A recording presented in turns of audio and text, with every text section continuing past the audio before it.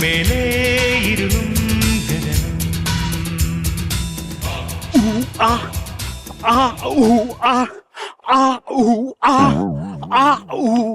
നിനക്ക് വയ്യടാ. ഞാൻ വയ്യല്ല X. 95 comedy. പിന്നെ ഞാൻ ഈ വർഷത്തെ കോമഡി അല്ലാതെ 2025 കോമഡി പറയാൻ പറ്റുമോ? 2025 ഇത് ഉൾട്ടടിക്കും ചിലപ്പോ. കേസ് അവിടെ നിൽക്കിട്ട് ഏപ്പിച്ച കാര്യം എന്താ? ഏപ്പിച്ച കാര്യം എല്ലാം ഓക്കെയാണ്. നിന്റെ കാമുകി സിന്ധുവിന് നീ കാസറ്റ് റെക്കോർഡ് ചെയ്ത് തന്നു. അവള് മറുപടി ആയിട്ട് റെക്കോർഡ് ചെയ്ത് തന്ന കാസറ്റ് ഞാൻ വായിച്ചോണ്ട് വന്നിട്ടുണ്ട്. അത് കാസറ്റ് അല്ല, അതാണ് എന്റെ സിന്ധു. എന്താ ഞാൻ സിന്ധുവിനൊന്ന് കറക്കി നോക്കട്ടെ. സിന്ധുവിനെ ഞാൻ കറക്കി വെച്ചിരിക്കല്ലേ, നീ കറക്കണ്ട. അറിയില്ല. ഞാൻ ഒരു കാര്യം പറയാം. നിന്റെ ഈ പ്രേമ കാസറ്റ് നിന്നെ ഏപ്പിച്ച് കഴിഞ്ഞാൽ നിങ്ങളുടെ ഈ പ്രേമത്തിന്റെ ഇടയില് മുസ്തഫയായിട്ട് പിന്നെ ഞാൻ നിൽക്കൂല. ജംഗ്ഷനിൽ ഇറച്ചിട്ട് അങ്ങനെ പേരെന്തോന്ന് ഹംസയായിട്ട് ഞാൻ നിൽക്കൂല. അതിന്റെ ഇടയിൽ ഒരു പൂജ വിട്ടാലും ഞാൻ നിൽക്കൂല. എന്താണെന്നറിയാം, എനിക്ക് പ്രേമമില്ല. എനിക്ക് പ്രേമം ഉണ്ടെങ്കിൽ നിങ്ങൾക്ക് ഇതൊക്കെ മനസ്സിലാവുക. പറഞ്ഞേട്ടോ പ്രേമം ഇല്ലെന്ന്. അവൻ ഗൾഫിലായിരുന്നപ്പം എനിക്കൊരു സൂപ്പർ പ്രേമം ഉണ്ടായിരുന്നു. അവൾ എന്നെ പ്രേമിച്ച് പ്രേമിച്ച് തോപ്പിച്ച്. അതാണ് പെണ്ണ്, അതാവണം പെണ്ണ്. എങ്ങനെയാണ് തോപ്പിച്ചേ? എനിക്ക് ഒരു പ്രേമം ഉണ്ടായിരുന്നുള്ളൂ, അവക്ക് 6 പ്രേമം ഉണ്ടായിരുന്നു. അപ്പൊ അവളല്ലേ ജയിച്ചത്? പറഞ്ഞിട്ട് കാര്യമില്ല. ഞാൻ കാസറ്റ് തരൂല, കാസറ്റ് തരൂല. നീ കഴിഞ്ഞ വർഷം ഗൾഫിൽ നിന്ന് വന്നപ്പോഴേ എനിക്ക് എമർജൻസി ലൈറ്റ് കൊണ്ടുവരാന്ന് പറഞ്ഞിട്ട് കൊണ്ടുവന്ന. എടാ നന്ദിയില്ലാത്തവനെ, എമർജൻസി ലൈറ്റ് കിട്ടാത്തോണ്ട് നിനക്ക് ഗൾഫിൽ നിന്ന് 4 ഗൾഫ് ചട്ടി ഞാൻ കൊണ്ട് തന്ന. കൊള്ളാം. അപ്പൊ ഞാൻ ഒരു കാര്യം ചെയ്യാം. കറണ്ട് പോകുമ്പോഴേ എമർജൻസിക്ക് പകരം ഈ 4 ചട്ടി 4 സൈഡ് തൂക്കിയിട്ട് കത്തിക്കാം. എടാ നിനക്ക് ടൈഗർ ബാമ്പ് ഞാൻ കൊണ്ട് തന്ന്. ചട്ടി കത്തുമ്പോ തേക്കാൻ പറ്റിയ സാധനം. നിനക്ക് ഈ നീറുന്ന അനുഭവങ്ങൾ മാത്രമേ ഉള്ളൂ. അടേ എടാ നീ അങ്ങനെ സംസാരിക്കരുത്. നിനക്ക് ഉഗ്രൻ ഒരു ലുങ്കി ഞാൻ കൊണ്ട് തന്ന. അല്ല ഗൾഫ് ലുങ്കി. ആ ലുങ്കിൽ പ്രത്യേകത അറിയോ? ഉടുത്തെന്ന് അറിഞ്ഞുകൂടാ, അതാണ് ലുങ്കി. സത്യം, ഉടുത്തെന്ന് അറിയൂല. ആ ലുങ്കി ഉടുത്തെന്ന് വിചാരിച്ചിട്ട് ഞാൻ മഹിളാ സമാജത്തിന് പോയി. ഞാൻ ഉടുത്തിട്ടില്ലായിരുന്നു. അവന്മാരെല്ലാം കൂടി ഞാൻ തുണിയില്ലാത്ത ഇന്നേന് ഗ്യാസ് കൊടുത്ത് അവസാനം ഈ മഹിളാ സമാജത്തിന് ഞാൻ ഉള്ള സമാജവും കൊണ്ട് ഓടി. അത് പോട്ടറാ. നിനക്ക് പോട്ടെന്ന് പറയും, എന്റെ അല്ലേ സമാജം. അങ്ങനെ പറയരുത്. ലുങ്കി പൊളിഞ്ഞെങ്കിലേ ഞങ്ങൾക്ക് നല്ലൊരു ടോർച്ച് കൊണ്ടുവന്നു. ഓർമ്മയുണ്ടോ? ടോർച്ച് ഇവിടെ നിന്ന് അടിച്ചോ ലൂല അവിടെ വരെ കാണും. കറക്റ്റ്, ഇവിടെ നിന്ന് അടിച്ച അവിടം വരെ കാണും. അതുപോലെ തന്നെയായിരുന്നു എവന്റെ ലുങ്കിയും. ടെൻഷനിൽ ഞാൻ ഉടുത്തോണ്ട് നിന്നാലേ അതിന്റെ ഇടയിൽ കൂടെ നോക്കിയാ എന്റെ വീട് കാണാം. ഒരു മാമൻ വന്ന് എന്റെ അടുത്ത് ചോദിക്കുന്നു, എടാ നിന്റെ കയ്യിലെ അടിയിൽ കൂടെ എന്താ കാണുന്നത്? നിന്റെ വീട്ടിൽ TV ഇല്ലല്ലോ, എന്നിട്ട് എന്തിനാ ആന്റിനെ കാണണേ? ഒരു ചട്ടി ഇട്ടോണ്ട് നടന്നിട്ടാ നിനക്ക്. ആ ചട്ടിയല്ലേ നേരത്തെ എമർജൻസി ഇല്ലാത്തോണ്ട് ഞാൻ കത്തിച്ച് കളഞ്ഞത്. നീ ഒരു കാര്യം മനസ്സിലാക്കണം. ഞാൻ ഒരു കാര്യം പറയാം. അടുത്ത പ്രാവശ്യം നീ ഗൾഫിൽ പോകുമ്പോ എന്നെയും കൊണ്ടല്ലാതെ പോകാൻ പറ്റൂല. നിർബന്ധമായിട്ട് എന്നെയും കൊണ്ട് പോയേ പറ്റൂ. നിന്റെ പേരെന്തോന്ന്? എന്റെ പേര് ഭാസ്കരൻ. അല്ലാതെ പാസ്പോർട്ട് ഒന്നും അല്ലല്ലോ നിന്നെയും കൊണ്ട് നിർബന്ധമായിട്ടും പോവാൻ. എടാ എന്റെ വലിയച്ഛൻ ഗൾഫിലുള്ളതുകൊണ്ടാണ് ഞാൻ ഇപ്പോഴും ഗൾഫിൽ ഇരിക്കുന്നത്. 10-70 വയസ്സുണ്ടാ വലിയച്ഛന്. എടാ നിനക്ക് കണ്ണിച്ചോറയുണ്ടടാ ഈ 70 വയസ്സുള്ള വലിയച്ഛനെ ഗൾഫിൽ ഇരുത്തിക്കാൻ. പിന്നെ 90 വയസ്സായ അറബി ഇരിക്കുന്നത് ഗൾഫിൽ. പിന്നെ 70 വയസ്സായ വലിയ ഗൾഫിൽ. കുഴപ്പം അതൊന്നും ഒരു കുഴപ്പമില്ല. എന്റെ അറബിയെ ഇടിലോണ് 3 കല്യാണം കഴിച്ചു.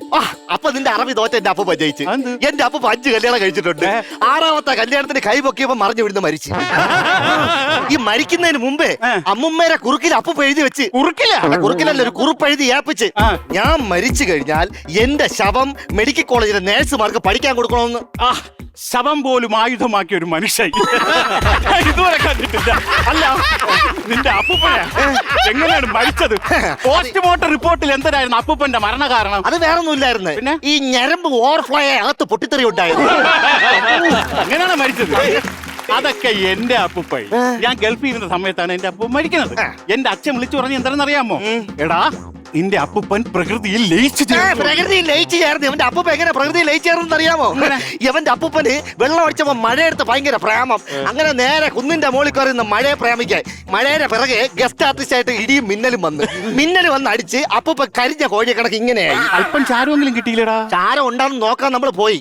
അതിന്റെ പിറകെ കാറ്റ് വന്ന് ഇതിനെ ഇങ്ങനെ നക്കി അങ്ങ് എടുത്തോണ്ട് അതും പോയി. ഏയ്, അത് വിട്. നീ ഒരു കാര്യം ചെയ്യും കാസറ്റ് വേണം. എനിക്ക് ആശുപത്രി പോകാം, ഡോക്ടറെ കാണണം. നിനക്കെന്തൊരു അസുഖം? എടാ കൊക്കോപ്പുഴിന് ഓപ്പറേഷൻ. കൊക്കോപ്പുഴിന് ഓപ്പറേഷൻ? കൊക്കോപ്പുഴി പോയാ പോരി. എവ എന്തിനു പോണത്? പോണതാ. എടാ കൊക്കോപ്പുഴി എന്റെ വയറ്റിലാണ് കിടക്കുന്നത്. ഡോക്ടർ പറഞ്ഞു 70,000 രൂപയാവും എന്റെ വയറ്റിൽ കിടക്കുന്ന കൊക്കോപ്പുഴ പുറത്തെടുക്കാനെന്ന്. 70,000 രൂപ വേണ്ട. പിന്നെ 7 ദിവസം കൊണ്ട് ഈ കൊക്കോപ്പുഴിനെ ഞാൻ വെളി ഇറക്കി തരാം. അതെങ്ങനെ? ഞാൻ പറഞ്ഞുതരാം. 6 ദിവസം നീ ആപ്പിള് കഴിക്കണം. 7ന്റെ അന്ന് നീ മുന്തിരിഞ്ഞ കഴിക്കണം. അപ്പോ കൊക്കോപ്പുഴ വെളി ഇറങ്ങി വന്നിട്ട് ചോദിക്കും ഇന്ന് ആപ്പിളില്ലേ? അപ്പൊ തൂക്കിയെടുത്ത് തറയിട്ടിട്ട് ഇങ്ങനെ ചവിട്ട നോക്കണത്. നേരത്തെ മലയിലെ മുകളിൽ നിന്ന് തീ വന്നടാ. അതിൽ ഈ കോമഡി കൂടെ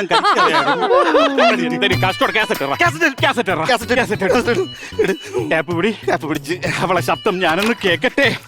എന്റെ സിന്ധുവിന്റെ ശബ്ദം കേൾക്കാൻ എനിക്ക് കൊതിയാകുന്നു. നിനക്കറിയാമോ സിന്ധുവിന് എന്റെ മനസ്സിലുള്ള സ്ഥാനം എന്തെന്ന് അറിയാമോ? ഈ കഥ നടക്കുന്നത് കേരളത്തിലെ വീട് രാജപ്പന്റെ അമിട്ടായിപ്പോയി. അവളെ ബന്ധുക്കളാരെങ്കിലും അറിഞ്ഞ? അയ്യോ, അവരെ ബന്ധുക്കളെന്ന് പറഞ്ഞാല് 3 മാവന്മാരും ഡൗന്മാരെ കാണണം. ഞണ്ടുകളും വണ്ടുകളും തെണ്ടുകളും ഞുണ്ടികളും കുണ്ടുകളും തൊണ്ടുകളും മണ്ടയില്ലാത്ത തെങ്ങുകളും ഏകദേശം ഇതുപോലെയാണ് അവന്മാര്. അയ്യോ, അവൾ അച്ഛൻ അറിഞ്ഞു കഴിഞ്ഞാൽ എന്നെ വെട്ടിക്കൊല്ലുകൂടാ. അവളെ അച്ഛനെ നാട്ടുകാർ വിളിക്കുന്ന ഒരു ചെല്ലപ്പോരുണ്ട്. ഈ ഗ്രാമത്തിലെ ഏക വെടിക്കെട്ടുകാരനാണ് പടക്കം പപ്പനാവൻ. എടാ കാസറ്റ് മാറി. ഇല്ല, ഞാൻ ഇതിൽ തന്നെ റെക്കോർഡ് ചെയ്ത് നിൽക്കുന്നത്. നിനക്കറിയാമോ അവളെ പ്രസവിച്ചിട്ട് അന്ന് മുതൽ അവളെ അച്ഛൻ ഈ നാട്ടിൽ മൊത്തം പാടിക്കൊണ്ടിരുന്ന പാട്ട് ഏതെന്നറിയാമോ?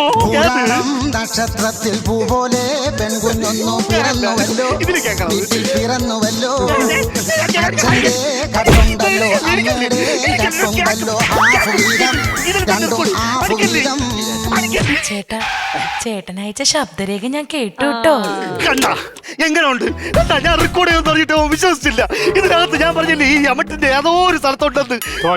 സോറിയുടെ അടിച്ചുപോയി. ചുമ്മായിട്ട് അടിച്ചു. ബാക്കിയും കൂടെ ഇട്.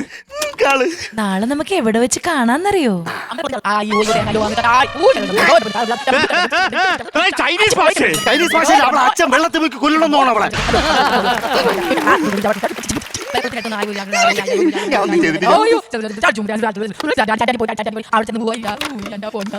അപ്പൊ ചേട്ടാ, ഞാൻ പറഞ്ഞതുപോലെ നമ്മൾ അവിടെ വെച്ച് കാണുന്നു.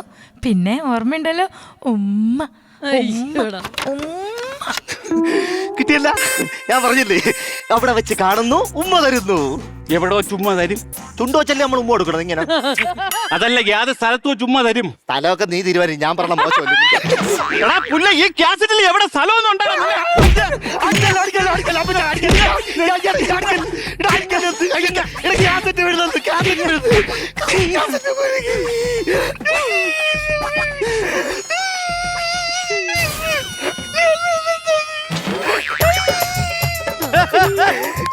ഇതിലെവിടെയാണെന്ന് വായിച്ചു നോക്കണം. അവൾ എവിടെയോ ചുമ്മാ വരും.